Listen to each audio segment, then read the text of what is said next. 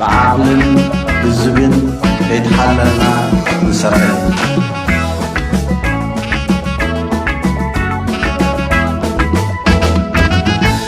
ሰላም ጤና ይስጥልን የተከበራችሁ የቀንደል ቲዩብ ተከታታዮች የፈንቅል ኦፕሬሽን የደርግን ሁለተኛ አብዮታዊ ሰራዊት ቅስም የሰበረና የኤርትራ ነጻነት አይቀሬነትን ያመላከተ ድንቅና አስደማሚ ፍጻሜ ነው። የዚህ ኦፕሬሽን ንድፍና እንከን የለሽ አፈጻጸሙን በተመለከተ በኤርትራ ቴሌቪዥን የተዘጋጀውን ዶክመንተሪ ፊልም 10 ተከታታይ ክፍሎች ማቅረባችን ይታወቃል። ለዛሬ ደግሞ ክፍል 11ን እናቀርብላችኋለን። ቀንደል ቲዩብን ሳብስክራይብ፣ ሼርና ላይክ እያደረጋችሁ ዝግጅታችን ለሁሉም እንዲዳረስ በማድረጉ ረገድ ትብብራችሁ አይለየን በማለት ወደ ዝግጅቱ እናሸጋግራችሁ።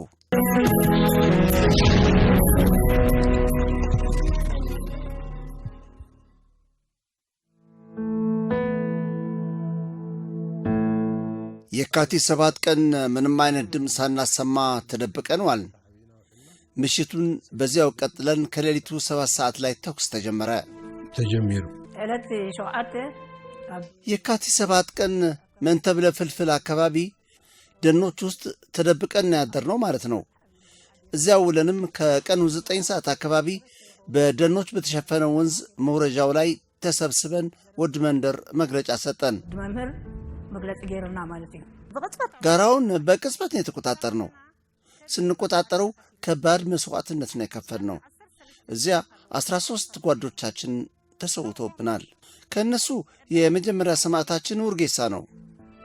የፈንቅል ኦፕሬሽን ክፍል 11 ብርጌዳት 18ኛና 82ኛ ብርጌዶች ደግሞ የጋራ ግባቸው ወደሆነ አድዒለ 7 ሰዓት የፈጀ ረጅም ጉዞ ተጉዘው ከግባቸው አካባቢ እንደደረሱ 18ኛ ብርጌድ በቀጥታ የ6ኛ ነበልባል ክፍለ ጦርን አንደኛ መምሪያ ሲያጠቃ 82ኛ ብርጌድ ደግሞ በሰሜናዊ ምዕራብ በኩል አድዕልን አጠቃ። ሩጫ ነው የነበረው። ደማቅ ጨረቃ ስለነበረች አቧራ ነበር። ሸዋ የሚል ድምፅ ነበር የሚሰማው። ኋላ ላይ ከወታደሮቹ እንደተሰማው ወታደሮቹ ጎርፍ እየመጣ ነው ብለው ነበር። ይሰማቸው የነበረ ድምፅ ጎርፍ መስሏቸው ነበር። አንዳንድ የአብሪት ጥይት ተኩስ ነበረ። ግን ይህን ያህል ብዛት ያለው ሰራዊት እያለፈ ነው የሚል ግምት አልነበራቸውም። አሁን ምን ይላሉ? ጎርፍ ከጋሕቴ ላይ ወደ ከንቲባይ ነው የሚወርደው። ይጓዝ የነበረው የሰራዊት ድምፅ እየራቀ ይሄድ ነበር እና እንዴት እየራቀ ይሄዳል? እየቀረበ ከመምጣት በፊት እንዴት ይርቃል? ታዲያ ምን ቢሆን ነው የሚል ትንሽ ጥርጣሬ እንደነበራቸው ነው የሚገልጹት። ዝብል ኮሙታት ከምዲ ነበረ የሚገልጹ ኮሙታድራት እዞም ከግንባሩ ሙሉ ረዥሙን ጉዞ የተጓዘው አንድ ሻለቃ በሩጫ ጭምር ተጉዞ መጀመሪያ ኤላገምን ነው የሚገባው። ከኤላገምን በኋላ ደግሞ የ85ኛና የ70ኛ ማያያዣ ነው። ቦታው ደግሞ ወሳኝ ቦታ ነው። ጠላት ከድግድግታ ብድግ ካለ እሱ ነው የሚያገኘው። ከእናት ክፍሉ ተነጥሎ ማያዋልድ ከተባለው መጨረሻ መዋያ ላይ ነው የነበረው። አምባዓ ወደሚባል አካባቢ ነው ይዘነው የሄድ ነው። እኛ 3 የስለላ ጓድ አባላት አብረን ነበርን። እኔ ያለው ሱሌማን ኢሳ አለ፣ ተወልደ ደግሞ አለ። ኃይለ የሚባል የ70ኛ ደግሞ ከኛ ጋር ነበር። የሻለቃ ጠሩ ደግሞ እነ ሻግራ የነበሩበት ነው የነበረው። ጉዞው በጣም ረጅም ነበር። ከግንባሩ በሙሉ የረዘመውን ጉዞ የተጓዘው ይህ የሻለቃ ጦር ነበር።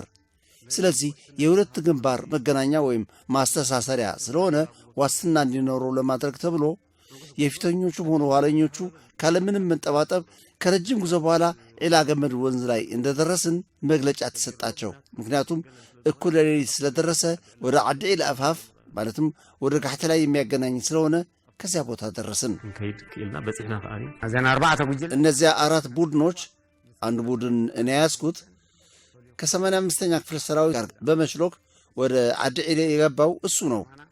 ስለዚህ ዓላማችን ወደ ውስጥ ገብተን ከቦታው እንደደረስን ጠላት በጋሕቴ ላይ የሚያመጣውን ረዳት በፈንጂዎች ለመዝጋትና ከግንባር ሸሽተው የሚመጡት ላይ ደግሞ ለማደናቀፊያ የሚሆን ፈንጂ ማጥመድ ነበር የተሰጠን ሥራ። ከሚገርምህ ከድርጅቱ የራስ መተማመን በተጨማሪ አንደኛ በስተግራ በኩል በሰኸር የገባ የ7ኛ ክፍለ ሰራዊት 20ኛ ብርጌድ አንድ ሻለቃ ነበር። በዚህ ሻለቃ ጦር አማካይነት የከባድ መሳሪያ አስተኳሾች ተላኩ። እነዚህ አስተኳሾች ሰኸር በዓዲ ኢለ በጋሕተላይና በማያጣል መካከል ነው የምትገኘው። ይህ በማያጣል አቅጣጫ የሚመጣን ጠላት ለመከታተል ያስችልሃል። የጋሕተላይንም ለመከታተል ያመቻል። ጠላት በወዲያ በኩል ሆኖ የሚደበድብህ ከሆነ ደግሞ ከየት በኩል እንደሆነ የሚሰወር ስላልሆነ ለይቶ በማወቅ ታርጌት አስረው ይደበድቡታል ማለት ነው። ከጋሕቴል አቅጣጫ ወደ አንተ የሚመጣ ካለም መረጃ ሊሰጡ ይችላሉ ማለት ነው። ስለዚህ ይህን ለማድረግ የከባድ መሳሪያ መረጃ አስተላላፊዎች ከሻለቃ ጦሩ ጋር ገቡ። አሁን እኛ ደግሞ የማጥቃት እርምጃው ሲካሄድ ታንኮች ከተንቀሳቀሱ ድምፃቸው ሊሰማ ስለሚችል ከኋላ ነው ያስቀረናቸው፣ አላንቀሳቀስናቸውም። መድፎች በኦራሎች ስለሚንቀሳቀሱ ቀስ እያሉ ከኛ ጋር አብረውን እየጎተቷቸው ሄዱ። ወደኛም ሆነ ወደ 70ኛ እስኪቀርቡ ድረስ ማለት ነው። ዞዎችንም ቀስ እያሉ በቀን አስጠጉ። ታንኮች ግን ጠላት እንዳያውቅ ከኋላ እንዲቆዩ ከተደረገ በኋላ ተኩስ እንደተጀመረ በፍጥነት እንዲንቀሳቀሱ ነበር እቅዱ። አሁን ለዚህ እገዛ ሊሆን የሚችል ምንድን ነው? ሁለተኛ ነገር ደግሞ ታንኮች እንደምንማርክ የታወቀ እና እርግጠኛ ነገር ስለነበር ታንከኞች ከ82ኛዎች ጋር ገቡ። ከዚያ ታንኮች እንደተማረኩ በእነዚያው በማረኳቸው ታንኮች መልሰው ጠላትን ተዋግተዋል። በተን ታንክታት ናይ ጸላይ ገይሮም አንጻር ጸላይ ተዋጊዮም። በእግረኛ የከባድ መሳሪያ ውስጥ ፈረሶች፣ በቅሎዎች፣ አህዮችና ግመሎችን ለማጓጓዣ እንጠቀም ነበር። በቀጥታ መስመር በረድፍ ሾልኮ ለመግባት አመቺ ስለሆኑ ሁሉንም ተተኳሾች ራሱ መሳሪያውንም ሆነ ሌሎች ትጥቆች በእነሱ ጭነን ነው ያለፍነው። ስለዚህ ከእግረኛ ጋር ሌሊቱን በሙሉ ሲጓዙ ነው ያደሩት። ወደ 7 ወይ 8 ሰዓት አካባቢ ከተፈለገው ቦታ ደረስም ማለት ነው። ከዚያ እየሮጥን ከሚፈለገው ኢላማ ላይ ብንደርስ ይቆያል ብለን ያሰብነው ጠላት ከቦታው አልቆየንም። ጠላት እዚህ አልነበረም። ሁሉም ሸሽቶ ስለቆየን ሪዘርቭ ያስቀመጥነው አንድ ሻምበል ጦር ነበር። ያኔ ሁላችንም ተያይዘን ወደ ደቡብ አቅጣጫ ነው የሄድነው። እነሱ የከባድ መሳሪያ ንብረትን በሙሉ ትናንሽ ጉድጓዶች ውስጥ አስቀምጦት ነው የሄዱት። የጠላት ኃይሎች ወገግ ሲል ትንሽ ወደ ኋላ ተመልሰው በረጅም ርቀት ጠመንጃ ተቃውሞ ያካሂዱብን ነበር። በእንዲህ አይነት ሁኔታ እየቀጠልን በ18ኞች ተገታ። መኪኖች እንዳይቃጠሉ ሾፌሮች ያሏችሁ ላኩ ተባለ። ያለው ላከ፣ የሌለው አላከም። ተዓጊቱ በዝናይ በዓል ዓመፅ ዝተሰውኡሉ አውቲስቲ ደለኹ ገለ ይበሃል መካይን ከይቃጸላ አውቲስቲ ደለዎ ሰዲዱ ደይብሉ ከዓኒ አይሰደደን ማለት ሕጂ ኣብቲ ሾቶ ምስ በጻሕና ከዚያ ግቡ ላይ እንደደረስን እነዚህ ሶስተኞች ውጊያ ጀመሩ። ወደ 9 ሰዓት ገደማ ይሆናል። እኛ ገና ውጊያ አልጀመርንም ነበር። መጨረሻ ላይ ንጋት ሲጀማምር ሶስተኞች ለረጅም ጊዜ ተዋግተው ነበር። 11 ሰዓት ከሩብ ሲሆን ሬድ አሮው እነ ወድ ጽጋ የያዙት እነ ወድ ዳንኤል ከነበሩበት ጋር ተኩሶ ታንክ ካቃጠለ በኋላ ሁኔታው እየፈረሰና እየተስፋፋ ሄደ። እቲ ኩነታት እና ተዘርግሕና ፈረሰ ኾይዱ ማለት ንጎሆ ተኩስ ጀሚርና ክልተ ሻለቃ ጠዋት ተኩስ ጀምረን እኛ 2 የጠላት ሻለቃ ጦር ማጥቃት ይጠበቅብን ነበር። ብንገባ ሰው የሚባል አልቆየንም። ተስታውሱ እንደሆነ ኤላይሮ በ7 ሰዓት ተኩስ ተከፍተው ነበር። ወደዚያ የሄዱ የወገን ኃይሎች አልቆዩንም። መጀመሪያ አድዒሌ የገባንበት ጦርነት ግን የክፍለ ሰራዊት ስለላዎቹ ከዚች እስከ ደጃፏ ድረስ አትሆንም ያደረሱን። በረድፍ ጠላት በሚውልበት ቦታ ነው ያስገቡን። እዚያ ላይ ብዙ ተቃውሞ አላጋጠመንም፣ ግን መስዋዕትነት ከፍለናል። እንደነ ዘካርያስ ወድ ምዕሽ የመሳሰሉ የጓድ መሪዎች እዚያ ተሰውተዋል። ምሽጋቸውም ከሞያቸው አጠገብ ስለነበረ የማጥቃት እርምጃው ድብልቅልቅ ያለ ነበረ። ግን በተቻለ መጠን ተቀላጥፈን ነው ቦታውን የተቆጣጠር ነው። አብዛኛው የጦር መሳሪያም እዚያው በዓዲ ኢለ ግርጌ ላይ ነው የነበረው። በእኛና በ82ኞች ከፍታ ቦታ መካከል ነው የነበረው። የሸሸው ሸሽቶ የተማረከው ተማረከ ማለት ነው።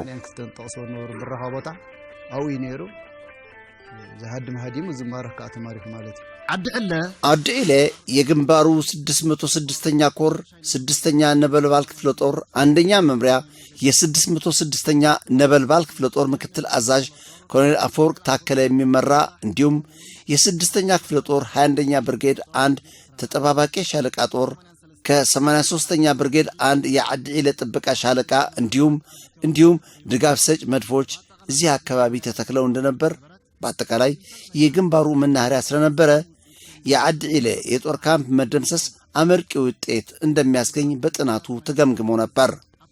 እንደተገመገመውም በግንባሩ አንደኛ መምሪያ መደምሰስና በኮሎኔል አፈወርቅ ታከለ መማረክ የጠላት እዝና ቁጥጥር ተበጠሰ።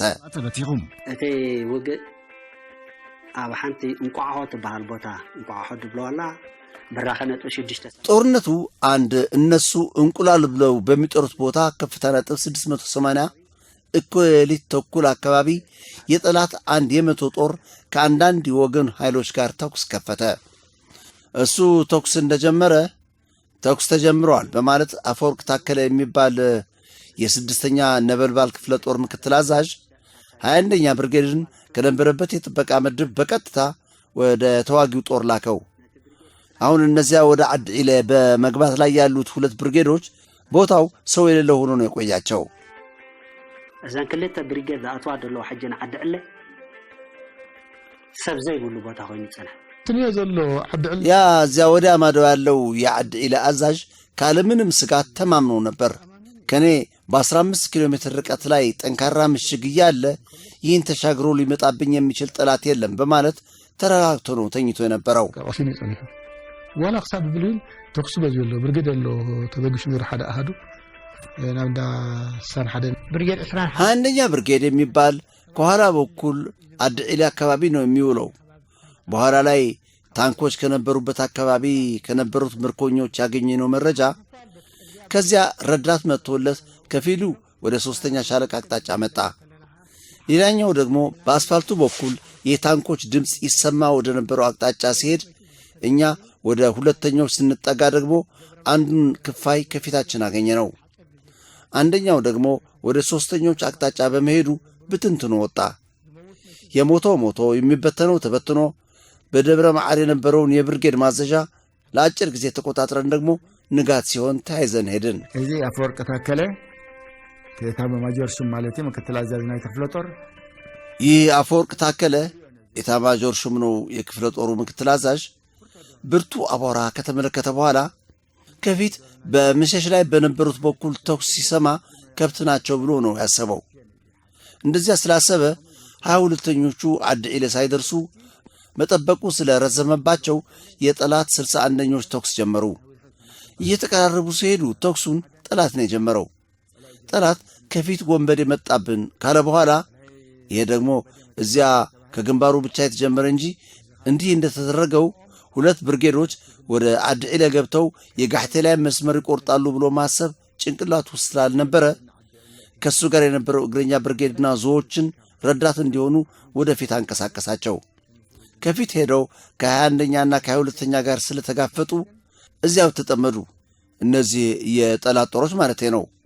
ያ ከብት ነው ብሎ የገመተው ሰራዊት ደግሞ በቀጥታ ወደ መድፎቹ መጣ። ይህ ደግሞ 82ኞች በግራ በኩል ደግሞ 18ኞች መጨረሻ ላይ ወደ መድፎች እንደገቡ 18ኞች ከኋላ ሲመጡበትና ሁኔታውን ካወቀ በኋላ እንዲህ አይነት ሁኔታ ስላጋጠመ ረዳት ላኩልን ሲል እኔ ለራሴ አደጋ ውስጥ ነኝ እያለ ከሰራዊታችን እጅ ውስጥ ገባ። ታስረለይ ከምዘለኹ ሁሉም ጀመሩ ነፍሴ አደጋ አለሁ ይሉ አብድ ሰራዊት ነው ያተማለ ጠላት በቅድመ ግንባር እንጂ የሱ ሩቅ ደጀን በሆነው ዓዲ ኢለ ተኩስ ይከፈታል ብሎ ስላልጠበቀ የ6ኛ ነበልባል ክፍለ ጦር ምክትል አዛዥ ኮሎኔል አፈወርቅ ታከለ ተጠባባቂውን 21ኛ ብርጌድ ግንባር ላይ የነበሩትን ሁለት ብርጌዶች ለመርዳት በ7 ሰዓት አንቀሳቀሳቸው።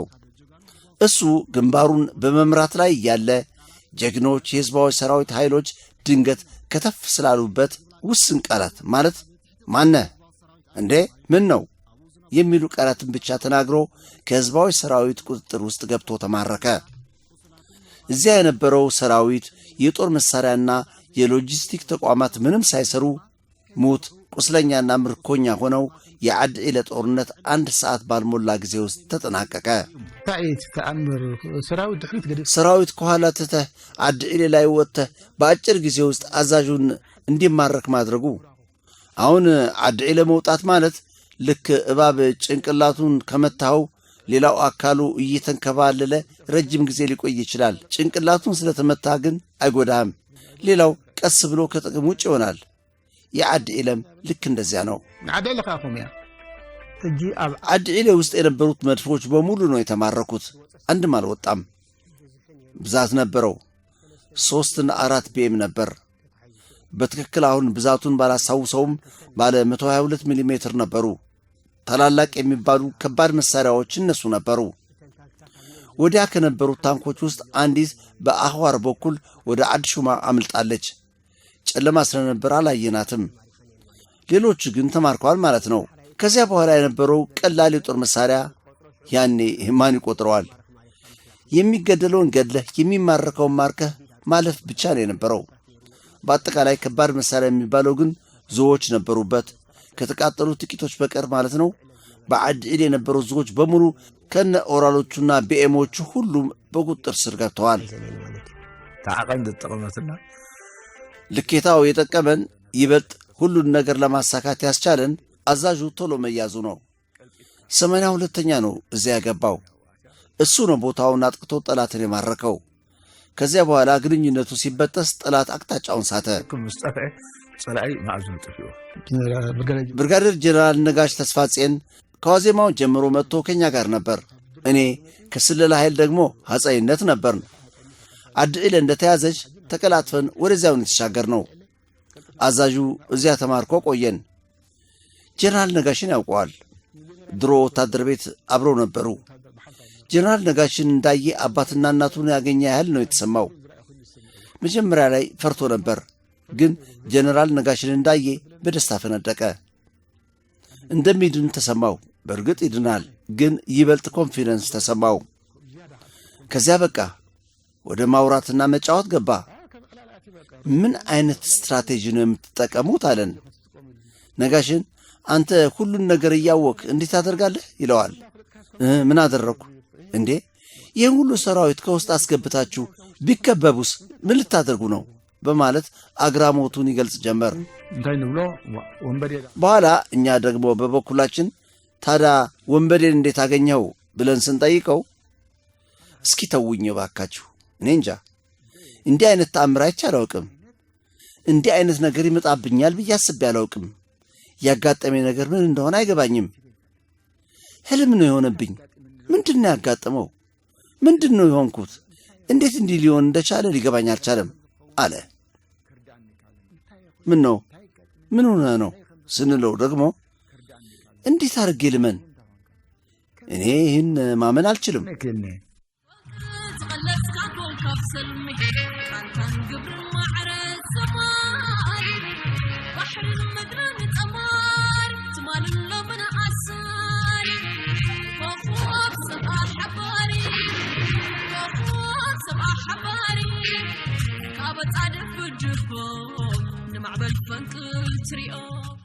ጸላይ ዘይ ተበትኒ አብታ ዋንታ ጠላት በዛች ቅጽበት ተበትኖ ነበር። አሁን ረግጣ የምታልፍ ወይም ደግሞ ከኋላ መታ የምትረግጠህ ታንክ ነው የምታየው። የኛዎቹ እኛ ጋር እስኪደርሱ ድረስ ማለት ነው። አሁን እንደምን 43 ማረኩኝ ሲለን ከነሱ ጋር ቆሞ ነበር። ታንክ ከኋላ መታ ረገጠችው። ወደ መብራቱም እንዲሁ አመጽ ወደ መብራቱም ቆሞ በሪሁ ነግቶ እኛ አስፋልቱን ነበር ያዝነው። ተበታትኖ የቆየው ሁሉ ከነጋ በኋላ ኮረብታ ላይ ሆነን ወደ ጋህቴ ላይ አቅጣጫ በመደረጃጀት ላይ እያለን እኔና አመጺ አብረን የነበር ነው። እኔ ወርዳለሁ ከዚህ ገለል በል አልኩት። ባለፈው ዓመት ታንክ ጋህቴ ላይ ሆና በመተኮስ እዚያ ላይ ጥላ ነበር። አመጺ ናውረድ እቺ ትመታለችና እዚሁም ብዬ እኔ ወደ ጓዶቼ ስወርድ ገና እዚች ሳልደርስ እንዳልኩት ከጠላት የተተኮሰ ቦምብ አመጺ አናት ላይ ወደቀ። እድል አልሰጠንም። እኔ ታች ከወረድኩ በኋላ ተመታሁ። እሱ ተሰዋ። ዘካርያስ የማነ ባህታ ወዲ የማነ በዓዲ ኢሌ ሻለቃ ጦር መሪ ሆኖ የመገናኛ ሬዲዮውን ይዞ ከኮረብታው ጫፍ ላይ እንደወጣ ባለ 100 ሚሊ ሜትር የታንክ ቦምብ ነጥቆ ወሰደው። ጥፍርም አልቀረውም። ወንዝ መውረጃ ላይ ቀልጦ ቀረ። እንዲያውም አልተቀበረም። ዘካርያስ የማነ እንደ ተራው ታጋይ ሁሉ ነበር የሚጋፈጠው። እንደነዚህ አይነት የነበሩ መሆናቸው ደግሞ ሰራዊቱ ውስጥ ሰውን የሚቀይሩ ሞራል የሚያድሱ መሆናቸው። አመጺ እንደ ሁሉም ጀግኖች ሰማዕቶቻችን በዓዲ ኢለ በፈንቅል ኦፕሬሽን በህዝብ ቤዛነት ህይወቱን የከፈለ ነው። እዩ ተሰውዩ በጃሃዙ ሐሊፍ ማለት እዩ። እትና ዓዲ ኢለን የተቆጣጠረው የ85ኛ ክፍለ ጦር ተልእኮውን አሳክቶ በቅጽበት የአስመራ ምጽዋ መስመርን ለመቁረጥና ጋሕቴላን ለመቆጣጠር በዝግጅት ላይ እንዳለ ጠላት በዚህ ግንባር በህዝባዊ ግንባር ሊፈጠር የሚችለውን አስጊ ጥቃቶችን የሚከላከሉ ተጠባባቂ ጦሮች ማለት የዘርአይ ደረስ 29ኛ ሜካናይዝድ ብርጌድ ጋሕቴላይና ማይውዒ ላይ አስቀምጦ ስለነበር የወገን ጦር ዓዲ ኢለን በተቆጣጠረ ጊዜ የሁለተኛ አብዮታዊ ሰራዊት አዛዦች በቀጥታ ዓዲ ኢለን እንዲያጠቁ ትእዛዝ ተሰጥቷቸው ወደ ዓዲ ኢለ ጠዋት በመገስገስ ጦርነት ገጠሙ። የ29ኛ ሜካናይዝድ 14ኛ ብርጌድ ታንኮች 8 ባለ 85 ሚሊ ሜትር መድፍ፣ 4 ዙ 23፣ 3 የ12.7 ጸረ አውሮፕላን፣ 51 ምትረየሶች፣ 22 ጸረ ታንክ ታጥቆ የነበረ ብርጌድ ሲሆን አንድ ሻለቃ ከነ 6 ታንኮቹ አስቀድሞ ሲዋጋ ቢውልም እንኳን የወገንን የማጥቃት እርምጃ መቋቋም ተስኖት ከታንኮቹ አንዳንዶቹ እንደተመቱበት መዋጋቱን ሳይቀጥል ወደ ሰባር ጉማ ሸሸ። ዘርአይ ደረስ የሚባል ታንከኛ ከኋላችን መጥቶ ብዛት ያላቸው ታንኮች ነው የነበሩት። ያ የተባለው መሳሪያ ሁሉ ተተኮሰ። በተማርነው መሰረትም አርፒጂ ስኬታማ ሆነ። 3 ያህል እንደመታንባቸው ተመለሱ። ከም ቅርጽ መሬት በመሬት አቀማመጥ አስፈላጊ በመሆኑ ከ61ኛ ጋር ያስተሳሰረንና ታንኮቻችን እንዲደረቡ ያደረገ መሆኑ እንጂ ሞራሉን ሰብረነዋል ለማለት እንችላለን። በጦር መሳሪያ ሳይሆን በሞራል ሰብረነዋል ለማለት እንችላለን። ከዚያ በኋላ የሚመጣ ጦርነት ሊኖር አይችልም። የተመደበልንን የአስ ቦታ ጨርሰን ወደ ዓዲ ኢለ እንዳመራን ከኋላ የቆየ አንድ ሻለቃ ያህል የጠላት ሰራዊት መንገድ ላይ ቆይቶናል። አሁን ይሄ ሊያደናቀፈን ቢሞክርም እንኳ ብዙ አላቆየንም። 61ኞች የታንኮቻችን መስመር በዚያ ስለሆነ መስመሩን ቶሎ መጥረግ ነበረባቸው። ይህ ደግሞ ከአስፋልቱ ወደ ዓዲ ኢለ አቅጣጫ ወደ ማይውዒ በሚያሻግረው ማለት ነው። ጠላት እዚያ ላይ ስለቆየ ይህንን በኃይለኛና ጠንካራ ግጥሚያ መተህ ማስወገድ ስላለብንና ታንኮቻችንም ካለምንም እንከን እንዲቀጥሉ ለማስቻል ከኋላ ተጠምዘን እንዲመታ ተደረገ። እኛ ይህን አጠናቀን በማይውዒ አካባቢ ወደ ዓዲ ኢለ ቀጠልን። ታንክታትና መድፍዕና ታንኮቻችን፣ መድፎቻችንና እግረኞቻችን ተያይዘን ሄድን ማለት ነው። እኛ ውጊያ ስንጀምር የዓዲ ኢለ የነበረው ኋላ ላይ 85ኞች የገቡበት የሜካናይዝድ ቦታ እነሱ ስላልደረሱበት ጠላት ወደኛ ድብደባ ጀምሮ ነበር። አስፋልቱ ላይ ቦይ ውስጥ ገብተን ዋናውን ጦርነት እንደጀመርን ደግሞ እነሱ ስለገቡበትና ድብደባው ስላቋረጠ እኛ እየተዋጋን ሳይሆን እስከ ማይውዒ አካባቢ እንዲሁ በቀጥታ ነው። ልክ በተፈለገው ጊዜ አስፋልቱን ለመቁረጥ ደግሞ ለተበታተነ ሰራዊት ስንል መዘግየት ስለሌለብን ታንኮቻችን፣ መድፎቻችንና ሌላውን ሁሉ አሰባስበን ስንሄድ ዓዲ ኢለ ደግሞ ቀድሞ ያለፈው የወገን ጦር ተቆጣጥሮት ስለቆየን ከባድ ውጊያ አላካሄድንም። ዓዲ ኢለ ከ85ኛ ክፍለ ሰራዊት ጋር የሚያጠቃው ሁሉ ተደራጅቶ ስለቆየ እኛ ደግሞ የመግቢያ መስመራችን ግብ ከዓዲ ኢለ በመነሳት የአስፋልቱን መስመር ጋሕቴላይ ላይ መቁረጥ ነው። ይህን ኦፕሬሽን ለማካሄድ ተደራጅተን ተነሳም ማለት ነው። የወዲ ሐምቤር ሻለቃ ጦር እኛን ለመከታተል ከእኛ ጋር በቅርበት እንዲሄድ ስለተመደበ ከዚህ ሻለቃ ጦር ጋር ጋሕቴላይና የጋሕቴላይ አውላላ ሜዳ ከባድ ኪሳራ ያጋጥመናል ብለን ከጠበቅነው ውጭ ማለት 29ኛ የዘርአይ ደረስ ሜካናይዝድ ብርጌድ የሚሉት እዚያ ስለሚቆየን ብዙ ኪሳራ ያጋጥመናል የሚል ግምት ነበረን። ነገር ግን ከአንዲት ታንክና ከአንድ ሰው መስዋዕትነት በቀር ካለ ብዙ ኪሳራ መስመሩን ልክ 10 ሰዓት ላይ ቆረጥ ነው ማለት ነው። ጽርግያ ልክ ከባቢ ሰዓት 4 ቆርጥና ማለት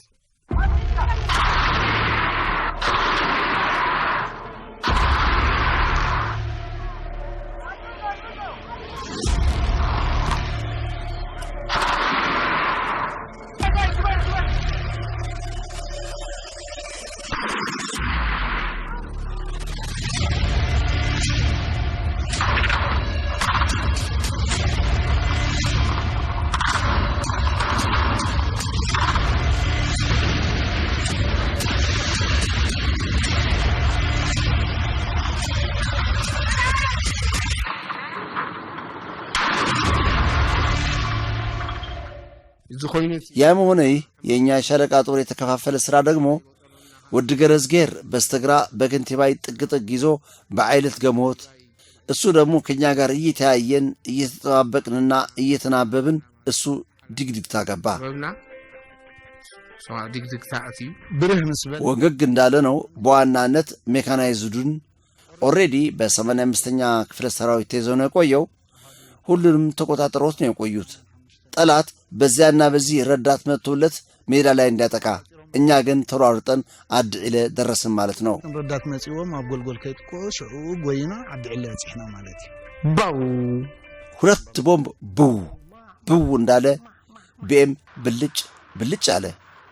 ነፍሱን ይማርና ወድ መብራቱ እኛ ምክትሎቹ ነን። ከኋላ የ11ኛ ሻለቃ 18ኛ ብርጌድ ነበር። ተኩሱበት አለን አንድ ወድ ሐኪም የሚባል የሕዳር ተወላጅ ቢቴን ያዘው። ከኋላ በኩል አንድ ቦምብ ለቀቀባቸው። አላዳገመም። ጭጭ ሆነ። ጭጭ። እነሱ አልተኩሱም። ከበባ ውስጥ መግባታቸውን አውቀዋል ማለት ነው። 7 ሰዓት አካባቢ ነው። አረፈድን። 11 ሰዓት ሲሆን ወደኛ ተንቀሳቀሱ ማለት ነው። ሰዓት ሐዲ ከባቢ አርፊና ከባቢ 5 መስኮነት ተበጊሰና ባና ለንታንኪ ተሰሪያና ተቀዳማይቲ استهرمت تقيلا كمنا عدي شورم የአርፒጂ ተኳሾች ብቻ እለፉ ወደዚህ ሜዳ ተብሎ ሁላችን ወደ ሜዳው አለፍን። የሻለቃ አዛዦች ከኛ ጋር ነበሩ። አንድ ሰለሞን ጽቃጥ የሚባል፣ አንድ ደግሞ ወድ ሱሑል የሚባል። እነዚህ ከኛ ጋር ገብተው የአርፒጂ ተኳሾች ብቻ ገብተን የጠላት ታንኮች ሜዳው ላይ ነው የቆዩን። አሁን እንዳሻ መተኮስ ሆነ። ስማይ ጓድ፣ ማን ነው ስምህ? ረዳይ። እነዚህ የጠላት መኪኖች ናቸው? አዎ። እሱ ነው የመታህ ስላሉኝ እስኪ እንዴት አድርገህና በየት በኩል እንደመታህ ትግለጽልኝ።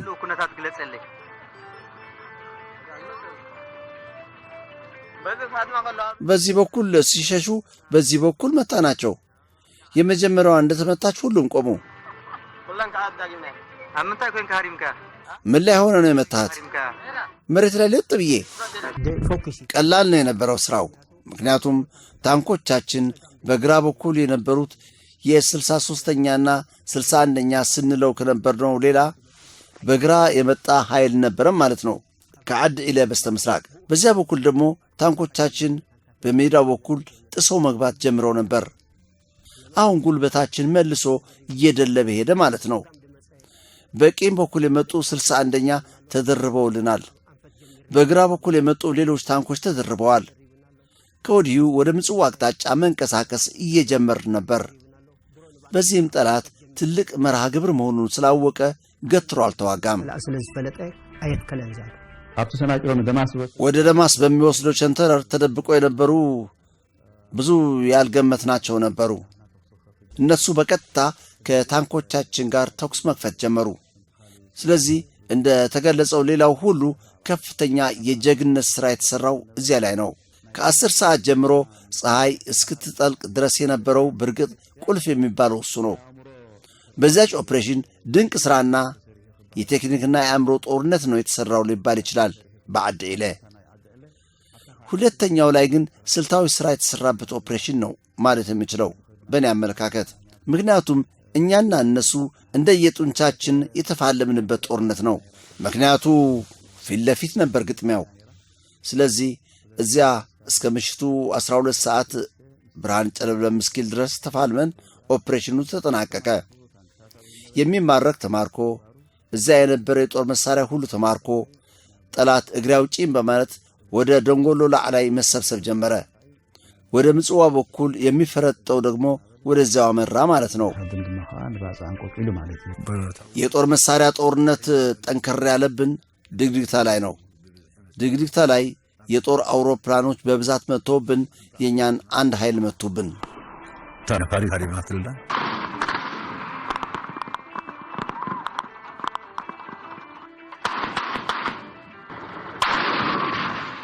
እኛ የ218ኛ ሻለቃ እነሱ ሲሉት እንደነበረው ወደ ኋላ ተጠምዘን ነበር።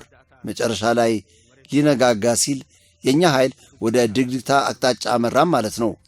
አሁን ግንባር ቀደም አጥቂ ኃይሎቹ አንድ የወድ መለስና የገብረ አብላታ ነበር፣ ሶስተኛው ሻምበል።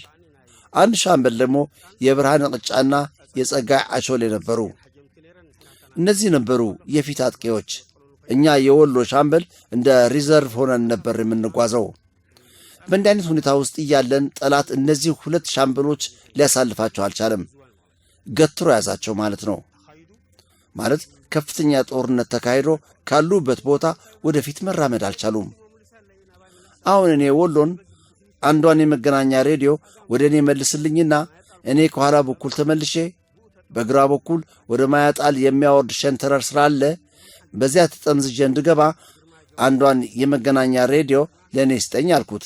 ለማንኛውም ከፊት ግርማይ ገብረስላሴ የሚባል ነበረ የኛው ኦፕሬተር። እሱ ሄዶ ያችኑ የመገናኛ ሬዲዮ ከነ ጸሐፋይ አመጥቶ ለእኔ ሰጠኝ። እኔ ያኔ ወደ ኋላ ሄጄ እንደገና ተጠመዘዝኩ። የመቶ ጦሩ 23 ያህል የሰው ኃይል ነበረው።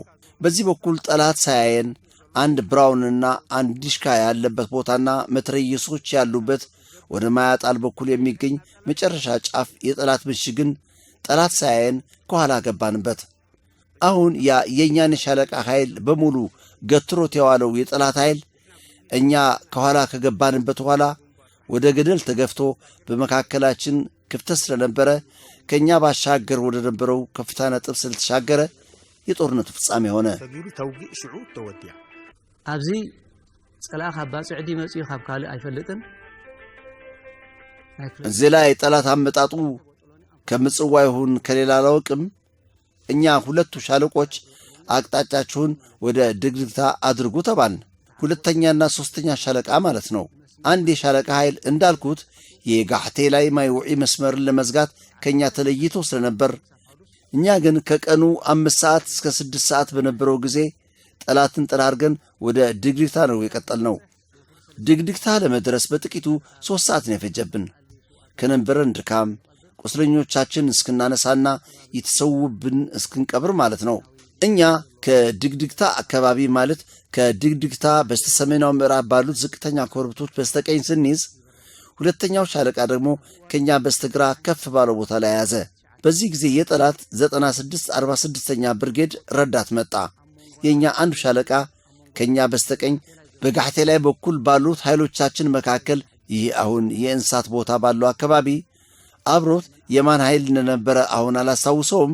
እሱ ከኛ በስተቀኝ አስሮ በሁለተኛ ሻለቃ ወደ ከንቲባይ በኩል በሚያሻቅበው የድግድግታ ጋራ ደግሞ የ49ኛ ሁለት ሻለቆች ከኛ ጋር አብረው አሰሩ። ስለዚህ ስለው እንደቆየሁት የካቲት 8 ቀን ከቀትር በኋላ በድግድግታ ተሰለፍን ማለት ነው። ተኩስን ጀመርን። መያዝ የሚገባውን ቦታ ያዝን።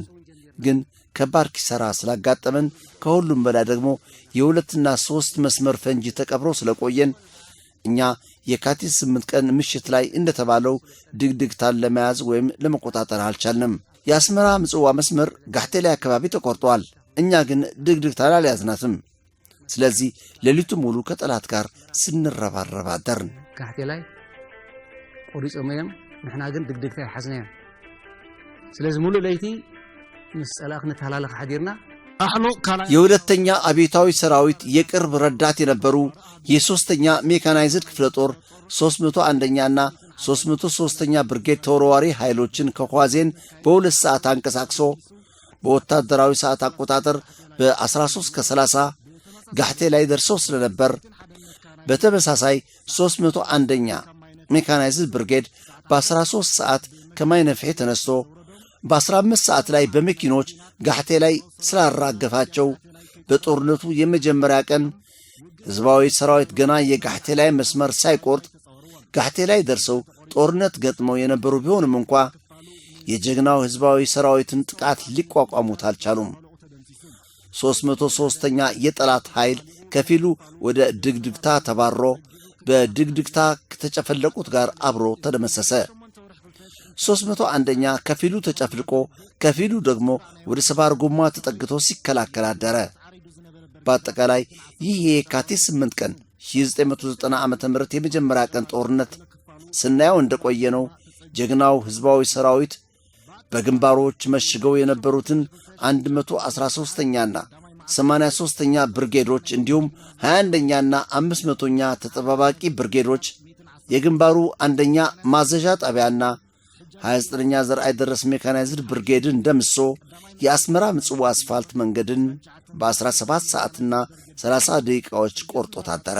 አውሽት 17 ሰዓትን 30 ደቂቃን በቲፎ ሐዲሩ ዋናውና ጠንካራ ነጥብ ሊባል የሚችለው አንደኛው ጠንካራ የድርጅቱ የስለላ ኃይል መኖሩ ነው። ሁለተኛው ደግሞ ሰራዊቱ ኃይለኛ በመሆኑ አድራጊ በመሆኑ በቶሎ 6ኛ ክፍለ ጦርን እዚህ የነበረውን 49ኛ ሜካናይዝድ እዚህ የነበረውን የ10ኛ ክፍለ ጦር አንድ ታንከኛ ሻለቃ ተቀላጥፈው በመደምሰስ የአስመራ ምጽዋ መስመርን መቁረጥ መቻላቸው ነው። የተከበራችሁ የቀንደል ቲዩብ ተከታታዮች እስካሁን ስትከታተሉት የቆያችሁት የፈንቅል ኦፕሬሽንን እቅድና አፈጻጸም በተመለከተ በኤርትራ ቴሌቪዥን የተዘጋጀውን ዶክመንታሪ ፊልም 11ኛ ክፍል ነበር። 12ኛውን ክፍል በቀጣይ ዝግጅታችን ይዘን እንደምንቀርብ እየገለጽን ለዛሬ በዚህ እንሰናበታለን። ሰላም ጤና ይስጥልን።